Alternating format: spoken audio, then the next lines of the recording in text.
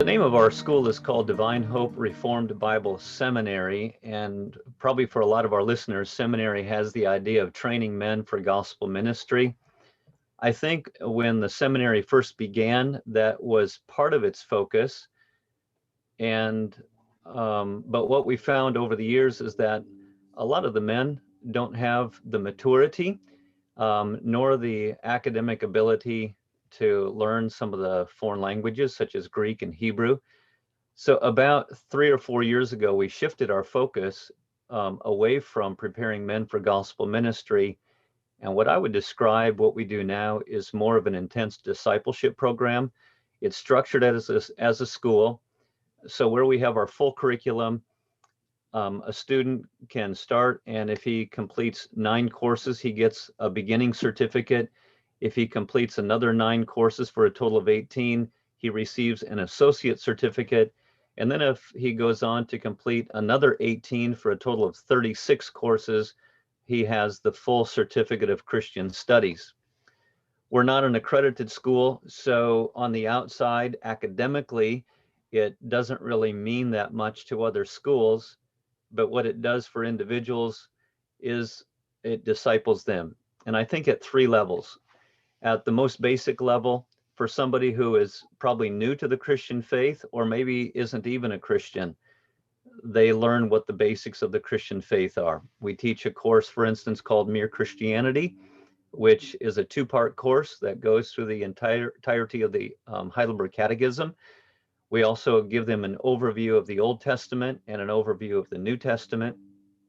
And then we also give them basic courses on how to use the Bible for resolving and solving personal problems, personal issues, somewhat related to counseling. And in that sense, it's a discipleship training course for those at the very beginning level.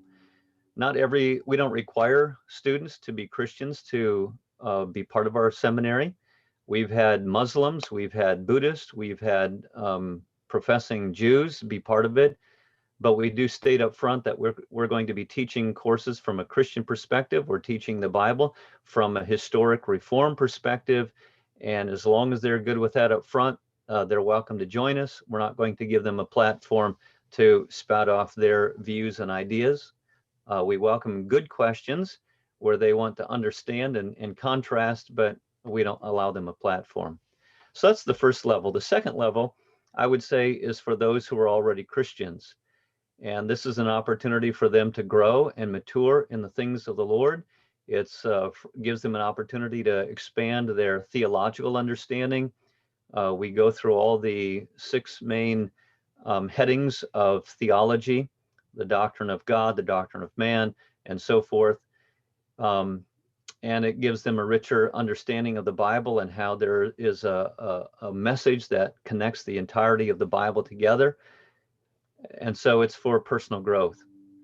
And then there's a third level in which I think our classes benefit our students, and that is it gives them tools for those who want to go beyond their own personal growth and want to be of benefit to others. We give them tools that help them to serve other people. We emphasize this at the level of the family. A lot of our students are husbands and fathers, and we explain to them how these teachings can help them in being a father, and a mentor and a husband. One man, for example, who had been part of the Chicago Mafia, he's now in his 60s. And when he first started with us, he wasn't academically keen, seemed to have a half-hearted spirit to it, but other guys had encouraged him to get involved, and he did. And after a couple of years, all of a sudden we noticed that the lights seemed to come on. He seemed to be engaging himself even more. And he would tell us that when he would get on the phone with his family, now being in his 60s on his way to 70, he would wait for a time when his children were around and his grandchildren, and they would gather around the phone and he would read scripture to them.